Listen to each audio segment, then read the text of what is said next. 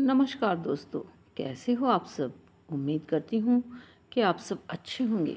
तो स्वागत है आपका अपने YouTube चैनल पारुल त्यागी पर। आज हम सुनेंगे राजा भर्तहरि की सच्ची कथा। आपने भी कभी ना कभी भर्तहरि के बारे में सुना ही होगा और उज्जैन नगरी को तो आप सभी अच्छी तरह से जानते हैं। आइए शुरू करते हैं राजा भर्तहरि की पावन कथा, जिसे सुनने मात्र से ही आपके सभी पाप नष्ट हो जाएंगे। उज्जैन में भर्तहरि की गुफा स्थित है। इसके संबंध में यह माना जाता है कि यहाँ राजा भर्तहरि ने तपस्या की थी। यह गुफा शहर से बाहर एक सुनसान इलाके में है। गुफा के पास ही शिप्रा नदी बह रही है। गुफा के अंदर जाने का रास्ता बहुत छोटा सा है। जब हम इस गुफा के अंदर जाते हैं तो सांस लेने में भी कठिनाई महसूस होती है। गुफा की ऊंचाई भी बहुत कम है, अतः अंदर जाते समय बहुत सावधानी रखनी होती है। यहाँ पर एक गुफा है और जो पहली गुफा से छोटी है, यह गोपीचंद की गुफा है, जो राजा भर्तहरि का भतीजा था। यहाँ काफ़ी उजाला कम है। अंदर रोशनी के लिए छोटे छोटे बल्ब लगे हुए हैं। इसके बावजूद भी गुफा में अत्यधिक अंधेरा है। किसी व्यक्ति को डर लगता है तो उसे गुफा के अंदर अकेले बिल्कुल भी नहीं जाना चाहिए। गौर से देखने पर आपको गुफा के अंत में एक गुप्त रास्ता दिखाई देगा, जिसके बारे में कहा जाता है कि यहाँ से चारों धामों का रास्ता जाता है। पत्नी के धोखे से दुखी होकर राजा भर्तहरि ने साधु बनने की इच्छा की थी। उसी की कथा आज हम आपको सुनाएंगे। उज्जैन को उज्जैनी के नाम से भी जाना जाता है। उज्जैनी शहर के परम प्रतापी राजा हुए थे विक्रमादित्य। विक्रमादित्य के पिता महाराज गंधर्वसेन थे और उनकी दो पत्नियां थीं। एक पत्नी के पुत्र विक्रमादित्य और दूसरी पत्नी के पुत्र थे भर्तहरि। गंधर्वसेन के बाद उज्जैन का राजपाट भर्तहरि को प्राप्त हुआ, क्योंकि भर्तहरि विक्रमादित्य से बड़े थे। राजा भर्तहरि धर्म और नीति शास्त्र के ज्ञाता थे। प्रचलित कथाओं के अनुसार भर्तहरि की भी दो पत्नियां थीं, लेकिन फिर भी उन्होंने तीसरा विवाह एक और किया और उस रानी का नाम पिंगला था। पिंगला अत्यंत सुंदर थी और इसी वजह से राजा भर्तहरि अपनी तीसरी पत्नी से बहुत अत्यधिक प्रेम करते थे। कथाओं के अनुसार भर्तहरि अपनी तीसरी पत्नी पिंगला पर बहुत मोहित थे और वे उस पर अंधविश्वास करते थे। राजा पत्नी मोह में अपने कर्तव्यों को भी भूल गए थे। उस समय उज्जैन में एक तपस्वी गुरु गोरखनाथ का आगमन हुआ। गोरखनाथ राजा के दरबार में पहुंचे। भर्तहरि ने गोरखनाथ का उचित आदर सत्कार किया। इससे तपस्वी गुरु अत्यंत प्रसन्न हो गए। प्रसन्न होकर गुरु गोरखनाथ ने राजा को एक फल दिया और कहा, यह खाने से वह सदैव जवान बने रहेंगे, उन्हें कभी बुढ़ापा नहीं आएगा और सदैवता उनकी सुंदरता बनी रहेगी। यह चमत्कारी फल देकर गुरु गोरखनाथ वहां से चले गए। राजा ने फल को लेकर सोचा कि उन्हें जवानी और सुंदरता की क्या आवश्यकता है, क्योंकि राजा तो अपनी तीसरी पत्नी पर अत्यधिक मोहित थे। अतः उन्होंने सोचा कि यदि यह फल पिंगला खा लेगी तो वह हमेशा इतनी ही सुंदर और जवान बनी रहेगी, क्योंकि मैं उससे बहुत प्यार करता हूँ। यह सोचकर राजा ने पिंगला को वह फल दे दिया। रानी पिंगला भर्तहरि पर नहीं, बल्कि उसके राज्य के एक कोतवाल पर मोहित थी। यह बात राजा नहीं जानते थे। जब राजा ने यह चमत्कारी फल रानी को दिया तो रानी ने सोचा कि यह फल यदि कोतवाल खाएगा तो वह लंबे समय तक मेरी इच्छाओं की पूर्ति कर सकेगा। रानी ने ये सोचकर वो चमत्कारी फल कोतवाल को दे दिया। अब वह कोतवाल एक वेश्या से अत्यधिक प्रेम करता था और उसने वो चमत्कारी फल उस वेश्या को दे दिया, ताकि वेश्या सदैव जवान और सुंदर बनी रहे और उसका आना जाना वहाँ हमेशा लगा रहे। वेश्या ने फल को पाकर सोचा कि यदि वह जवान और सुंदर बनी रहेगी तो उसे यह गंदा कार्य हमेशा करना पड़ेगा। नर्क के समान जीवन से मुक्ति नहीं मिलेगी। इस फल की सबसे ज़्यादा ज़रूरत तो हमारे राजा को है। राजा हमेशा जवान रहेंगे तो लंबे समय तक प्रजा को सभी सुख सुविधाएं देते रहेंगे। यह सोचकर उस वेश्या ने उस चमत्कारी फल को राजा को दे दिया। राजा उस फल को देखकर हतप्रभ रह गए। राजा ने वेश्या से पूछा कि यह फल उसे कहाँ से प्राप्त हुआ। वेश्या ने बताया कि यह फल तो उसे कोतवाल ने दिया है। भर्तहरि ने तुरंत कोतवाल को बुलवा लिया। सख्ती से पूछने पर कोतवाल ने बताया कि यह फल उसे रानी पिंगला ने दिया है।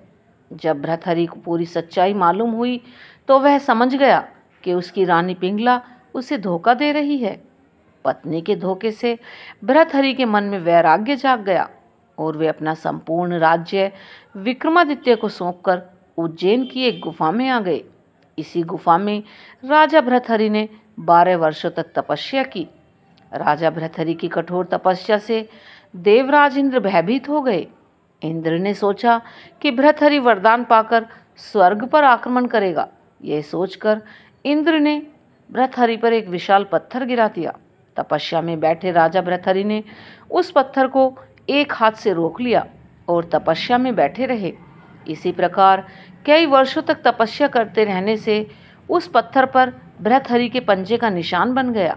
यह निशान आज भी भर्तहरि की गुफा की में राजा की प्रतिमा के ऊपर वाले पत्थर पर दिखाई देता है। यह पंजे का निशान काफ़ी बड़ा है, जिसे देखकर सहज ही अंदाजा लगाया जा सकता है कि राजा भर्तहरि की कदकाठी कितनी विशालकाय रही होगी। भर्तहरि के वैराग्य पर वैराग्य शतक की रचना की, जो कि काफ़ी प्रसिद्ध है। इसके साथ ही भर्तहरि ने श्रृंगार शतक और नीति शतक की भी रचना की।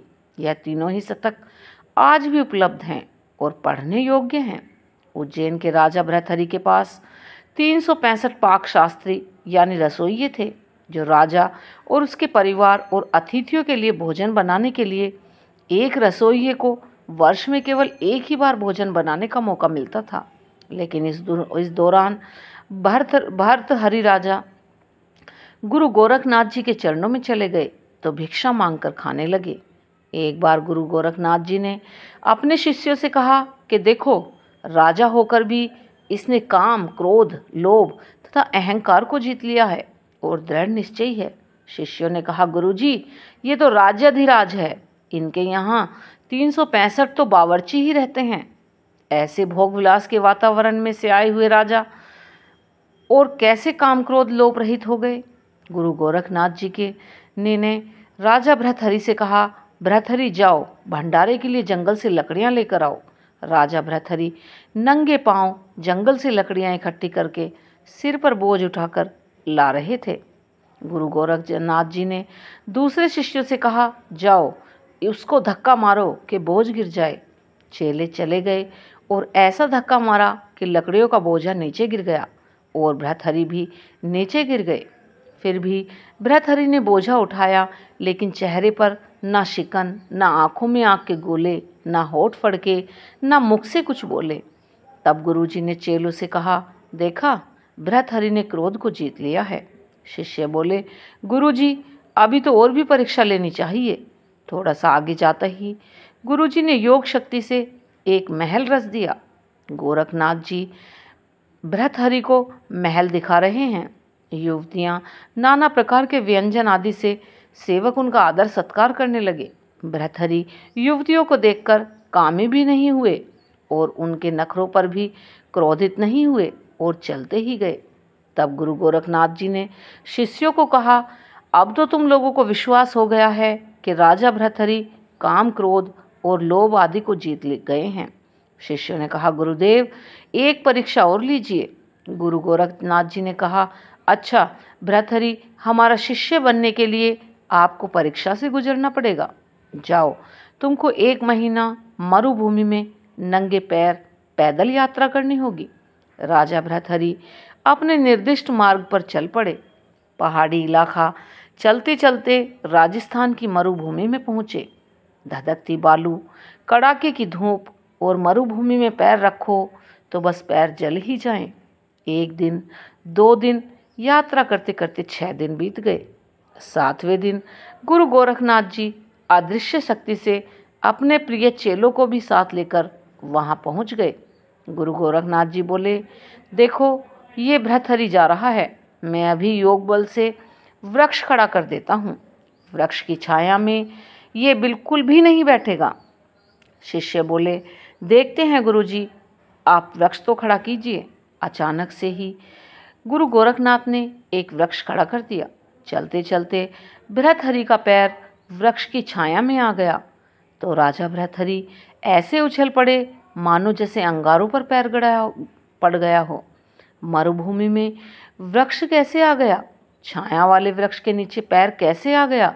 मैंने तो गुरुजी की आज्ञा से मरुभूमि में यात्रा पैदल करने के लिए की थी। कूदकर राजा भृतहरि दूर हट गए। अब तो गुरु गोरखनाथ बहुत ही प्रसन्न हो गए और अपने शिष्यों से कहने लगे कि देखो, ये गुरु की आज्ञा कैसे मानता है। जिसने कभी पैर गलीचे से नीचे नहीं रखे, वह मरुभूमि में चलते चलते पेड़ की छाया का स्पर्श होने से अंगारे जैसा एहसास करता है। गुरु गोरखनाथ जी के दिल में चेले की दृढ़ता पर बड़े खुश होते रहे, लेकिन और शिष्यों के मन में ईर्ष्या थी।